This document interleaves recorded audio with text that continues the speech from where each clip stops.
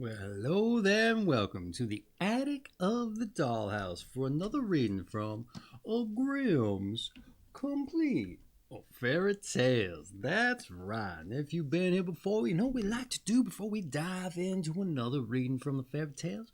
We like to set the mood straight. That's right. We get them lights off, get that fire crackling, and a little bit of blues harp from my Suzuki D this evening.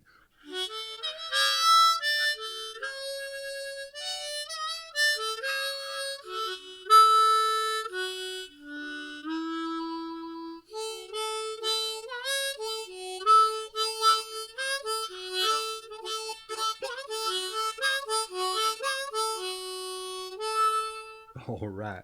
Hey, what are we going to be reading tonight? You may be wondering if you didn't look at the title there. Well, let's just turn the page and find out. And get yourself comfortable, because this one's going to be a long one. And that's right, too. Okay. The Goose-Girl at the Well. All right. There was once upon a time a very old woman who lived with her flock of geese in a waste place amongst the mountains, and they had a little house. The waste was surrounded by a large forest, and every morning the old woman took her crutch and hobbled into it. There, however, the dame was quite active, and more so than anyone would have thought, considering her age, and collected grass for her geese, picked all the wild fruit she could reach, and carried everything home on her back. Anyone would have thought that the heavy load would have weighed her to the ground, but she always brought it safely home. If anyone met her, she greeted him quite courteously. "Good day, dear countryman. It's a fine day. Ah, you wonder that I should drag grass about? But everyone must take his burden on his back." Nevertheless, people did not like to meet her if they could help it, and they took by preference a roundabout way. And when her father and his boys passed her, he whispered to them, "Beware the old woman. She has claws beneath her gloves. She is a witch." One morning a handsome young man was going through the forest. The sun shone bright, the birds sang, a cool breeze crept through the leaves, and he was full of joy and gladness, and he had as yet met no one, when he suddenly perceived the old witch kneeling on the ground, cutting grass with a sickle. She had already thrust a whole load into her cloth, and near it stood two baskets, which were filled with wild apples and pears. "But, good little mother," said he, "how can you carry all that?" "I must carry it, dear sir," answered she. "Rich folks' children have no need to do such things, but with the peasant folk the saying goes, 'Don't look behind you, you will only see how crooked your back is.' Will you help me?" she said, as he remained standing by her. "You have still a straight back and young legs. It would be a trifle to you. Besides, my house is not so very far from here. It stands there on the heath behind the hill. How soon you would bound up thither." The young man took compassion on the young woman. "My father is certainly no peasant," replied he, "but a rich count. Nevertheless, that you may see that it is not only peasants who can carry things, I will take your bundle." "If you will try it," she said, "I shall be very glad. You will certainly have to walk for an hour, but what will that signify to you? Only you must carry the apples and pears as well." Now it seemed to the young man just a little serious when he heard of an hour's walk, but the old woman would not let him off, packed the bundle on his back, and hung the two baskets on his arm. "See, it is quite light," she said. "No, it is not light," answered the count, and pulled a rueful face. "Verily, the bundle weighs as heavy as if it were full of cobblestones, and the apples and pears are as heavy as lead. I can scarcely breathe." He had no mind to put everything down again, but the old woman would not allow it. "Just look," she said mockingly.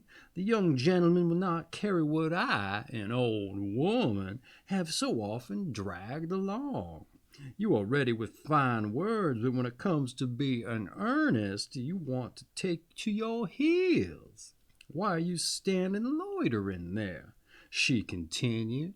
"Step out. No one will take the bundle off again." As long as he walked on level ground, it was still bearable, but when they came to a hill and he had to climb it, and the stones rolled under his feet as if they were alive, it was beyond his strength. The drops of perspiration stood on his forehead and ran hot and cold down his back. "Dame," said he, "I can go no farther. I want to rest a little." "Not here," answered the old woman. "When we have arrived at our journey's end, you can rest. But now you must go forward. Who knows what good it may do you?" "Old woman, you are becoming shameless," said the Count, and tried to throw off the bundle.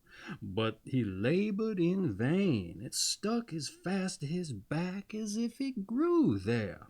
He turned and twisted, but he could not get rid of it. The old woman laughed at this and sprang about quite delighted on her crutch. "Don't get angry, dear sir," she said. "You are growing as red in the face as a turkey cock. Carry your bundle patiently. I will give you a good present when we get home." What could he do? He was obliged to submit to his fate and crawl along patiently behind the old woman. She seemed to grow more and more nimble, and his burden still heavier. All at once she made a spring and jumped on the bundle and seated herself on top of it. And however withered she might be, she was yet heavier than the stoutest country lass. The youth's knees trembled, but when he did not go on, the old woman hit him about the legs with a switch and with stingly needles. Groaning continually, he climbed the mountain and at length reached the old woman's house, and when he was just about to drop. When the geese perceived the old woman, they flapped their wings, stretched out their necks, and ran to meet her, and cackling all the while. Behind the flock walked, stick in hand, an old wench, strong and big, but ugly as night. "Good mother," she said to the old woman, "has anything happened to you? You have stayed away so long." "Oh, by no means, my dear daughter," answered she. "I have met with nothing bad. On the contrary, only with this kind gentleman, who has carried my burden for me. Only think, he even took me on his back when I was tired. The way, too, has not seemed long to us. We have been merry and have been cracking jokes with each other all the time." At last the old woman slid down and took the bundle off the young man's back and the baskets from his arm, and looked at him quite kindly and said, "Now seat yourself on the bench before the door and rest. You have fairly earned your wages, and they shall not be a-wanting." Then she said to the Goose-Girl, "Go into the house, my dear daughter. It is not becoming for you to be alone with a young gentleman. One must not pour oil onto the fire. He might fall in love with you." The Count knew not whether to laugh or to cry. Such a sweet heart as that, thought he, could not touch my heart, even if she were 30 years younger. In the meantime, the old woman stoked and fondled her geese as if they were her children, and then went into the house with her daughter. The youth lay down on the bench under a wild apple tree, and the air was warm and mild. On all sides stretched a green meadow, which was set with cow's lips, wild thyme, and 1,000 other flowers. Through the midst of it rippled a clear brook on which the sun sparkled, and the white geese went walking backwards and forwards, or paddled in the water. "It is quite delightful here," said he, "but I am so tired that I cannot keep my eyes open. I will sleep a little while, if only a gust of wind does not come and blow my legs off my body, for they is as rotten as tinder rather."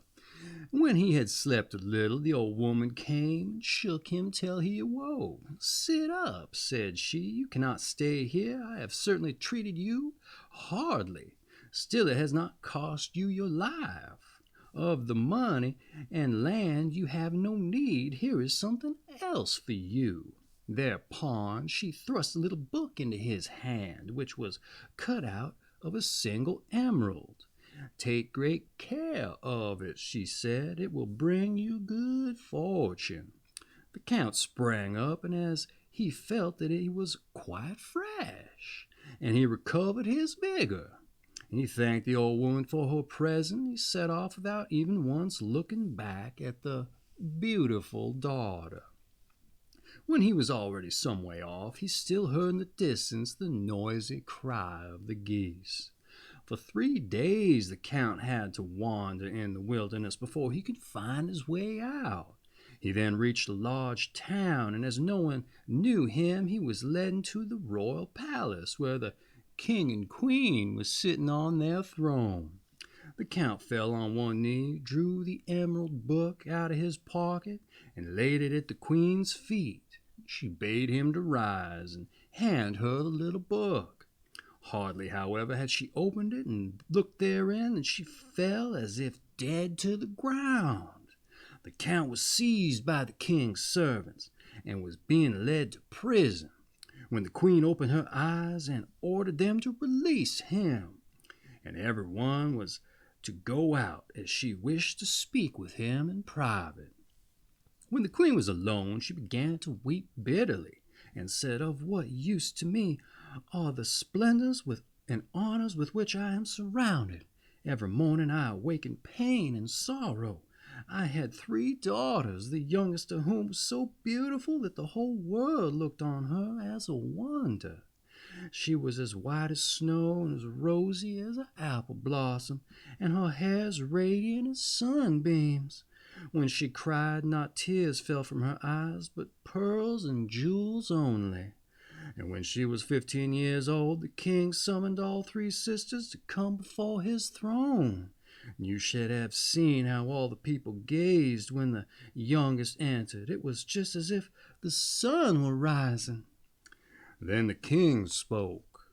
"My daughters, I know not when my last day may arrive. I will today decide what each shall receive at my death. And you all love me, but the one of you who loves me best shall fare the best." And each of them said she loved him best. "Can you not express to me," said the king, "how much you do love me, and thus I shall see what you mean?" The eldest spoke. "I love my father as dearly as sweet as sugar." The second, "I love my father as dearly as my prettiest dress." But the youngest was silent. And then her father said, "And you, my dearest child, how much do you love me?" "I do not know, and cannot compare my love with nothing." But her father insisted that she should name something. So she said at last, "The best foods does not please me without salt, and therefore I love my father like salt." When the king heard that, he fell into a passion and said, "If you love me like salt, your love should be repaid with salt."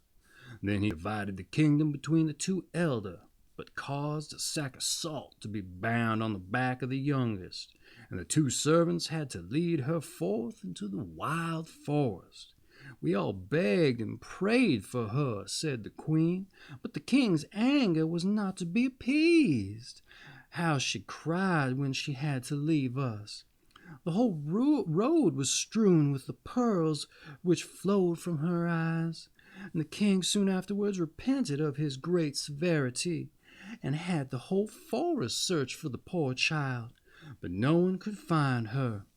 and when I think that the wild beast had devoured her, I know not how to contain myself for sorrow.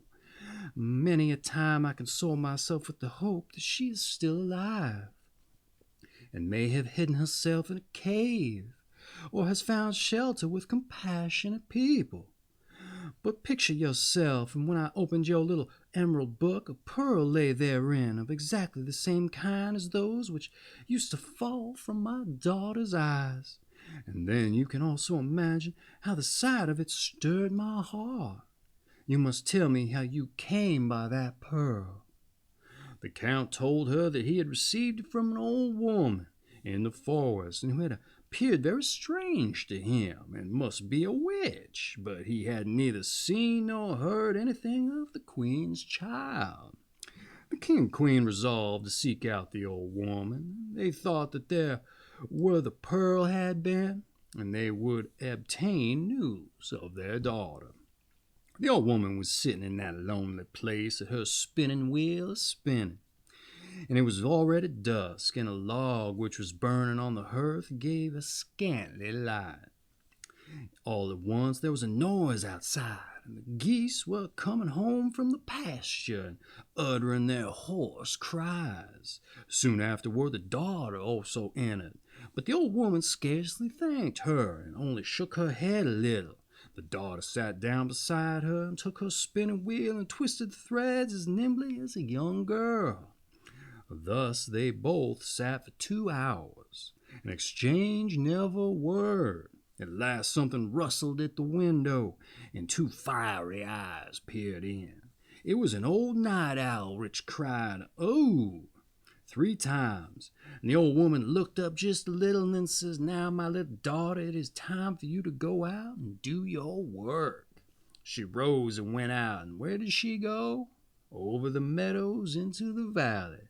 At last she came to a well with 3 old oak trees standing beside it. Meanwhile the moon had risen large and round over the mountain, and it was so light that one could have found a needle. She removed a skin which covered her face, and then bent down to the well and began to wash herself. And when she had finished, she dipped the skin also into the water, and then laid it on the meadow, so that it could bleach in the moonlight and dry again. But how the maiden was changed! She had such a change as was never seen before, and when the gray mask fell off, her golden hair broke forth like sunbeams and spread about like a mantle over her whole form. Her eyes shone out as brightly as stars in heaven, and her cheeks bloomed a soft red, like an apple blossom. But the fair maiden was sad, and she sat down and wept bitterly. One tear after another forced itself out of her eyes and rolled through her long hair to the ground. There she sat, and would have remained sitting a long time, if there had not been a rustling and a cracking in the boughs of the neighboring tree. She sprang up like a roe which had been taken by a shot of a hunter. Just then the moon was obscured by a dark cloud, and in the instant the maiden had slipped on the old skin and vanished, like a light blown out by the wind. She ran back home trembling like an aspen leaf, and the old woman was standing on the threshold, and the girl was about to relate what had befallen her, but the old woman laughed kindly and said, "I already know all." And she led her into a room and lighted a new log. She did not, however, sit down to her spinning again, but fetched a broom and began to sweep and scour. "All must be clean and sweet," she said to the girl. "But, mother," said the maiden, "why do you begin work so late an hour? What do you expect?" "Do you know what time it is?" asked the old woman. "Not yet." "Midnight," answered the maiden. "Not yet midnight, rather," answered the maiden, "but already past 11 o'clock. Do you not remember," continued the old woman, "that it is 3 years today since you came to me? Your time is up. We can no longer remain together." The girl was terrified and said, "Alas, dear mother, will you cast me off? Where shall I go?" I have no friends and no home to which I can go, and I have always done as you bade me, and you have always been satisfied with me. Do not send me away." The old woman would not tell the maiden what lay before her. "My stay here is over," she said to her, "but when I depart, house and parlor must be clean. Therefore do not hinder me in my work. Have no care for yourself, you shall find a roof to shelter you, and the wages which I will give shall also content you." "But tell me what is about to happen," the maiden continued to entreat. "I tell you again, do not hinder me in my work. Do not say a word more. Go to your chamber, take the skin off your face, and put on the silken gown which you had on when you came to me, and then wait in your chamber until I call you." But I must once more tell of the king and queen, who had journeyed forth with the count in order to seek out the old woman in the wilderness. The count had stayed away from them in the wood by night, and had to walk onwards alone. Next day it seemed to him that he was on the right track. He still went forward until the darkness came on. Then he climbed a tree, intending to pass the night there, for he feared that he might lose his way. And when the moon illuminated the surrounding country, he perceived a figure coming down the mountain. She had no stick in her hand, but yet he could see that it was the Goose-Girl, whom he had seen before in the house with the old woman.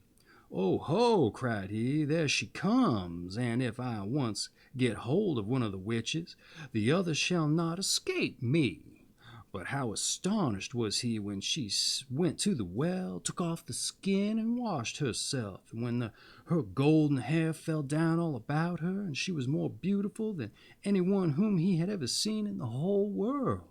He hardly dared to breathe, but stretched his hand as far forward through the leaves as he dared, and stared at her. Either he bent over too far, or whatever the cause might be, the bough suddenly cracked. In that very moment the maiden slipped into her skin and sprang away like a roe, and as the moon was suddenly covered, disappeared from his eyes. Hardly had she disappeared before the count descended from the tree and hastened after her with nimble steps. He had not been gone long before he saw in the twilight two figures coming over the meadow, and it was the king and queen, who had perceived from a distance the light shining in the old woman's little house, and were going to it. The count told them what wonderful things he had seen by the well, and that they did not doubt that it had been their lost daughter. They walked onwards full of joy, and soon came to the little house, and the geese were sitting all around it, and had thrust their heads under their wings and were sleeping. And not one of them moved. The king and queen looked in the window. The old woman was sitting there quietly spinning, nodding her head and never looking round. The room was perfectly clean, as if a little mist men who carried no dust on their feet lived there. Their daughter, however, they did not see. And they gazed at all this for a long time. At last they took heart and knocked softly on the window. The old woman appeared to have been expecting them. She rose and called out quite kindly, "Come in, I know you already." When they entered the room, the old woman said, "You might have spared yourself the long walk if you had not 3 years ago unjustly driven away your child, who is so good and lovable. No harm has come to her. For 3 years she had to tend to the geese. With them she has learnt no evil, but has preserved her purity of heart. You, however, have been sufficiently punished by the misery in which you have lived." Then she went to the chamber and called, "Come out, my little daughter." Thereupon the door opened, and the princess stepped out in her silken garments, with her golden hair and her shining eyes, and it was as if an angel from heaven had entered.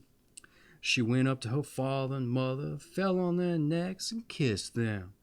There was no help for it. They all had to weep for joy, and the young count stood near them. And when she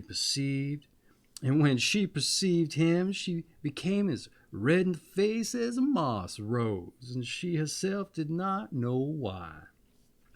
The king says, "My dear child, I have given away my kingdom. What shall I give you?"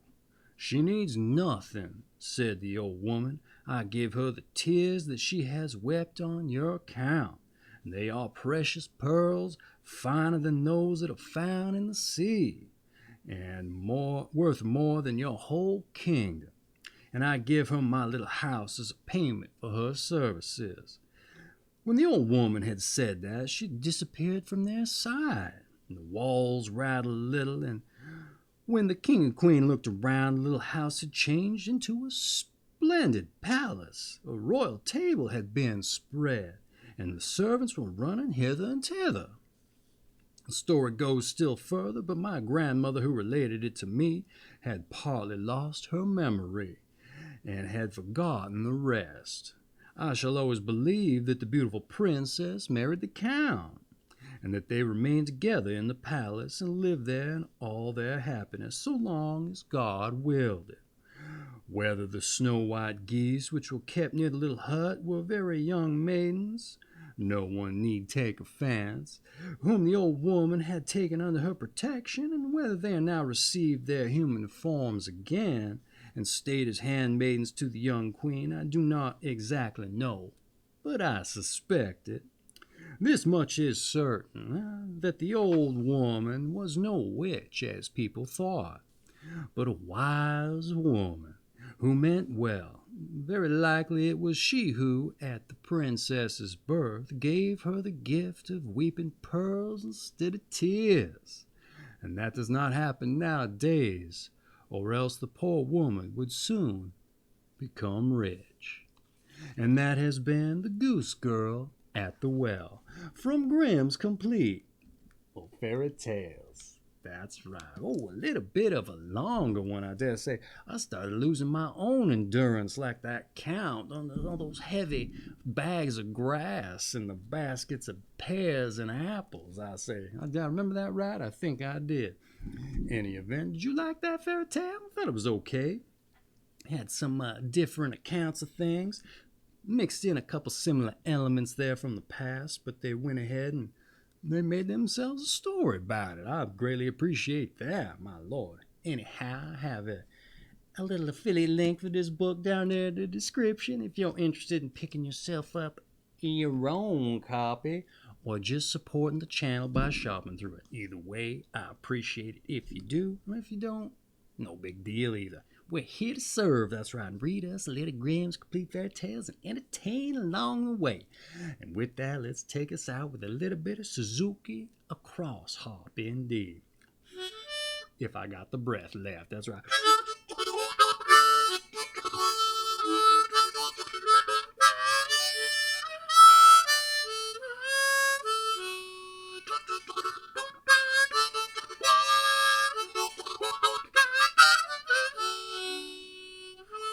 All right. You thought there was a little bit of a resolve coming, but it was a false resolve. That's right. In any event, I hope you enjoyed yourself. I know I tried to. Hopefully I kept up enough of that energy till the end. But I was starting to get a little fatigued myself, as I said before. Anyhow, I just want to say, kiss it to your missus, and a tip of my hat to your old cat. You come on back again now, you hear? You understand? You better. I hope you do. Take care of yourselves.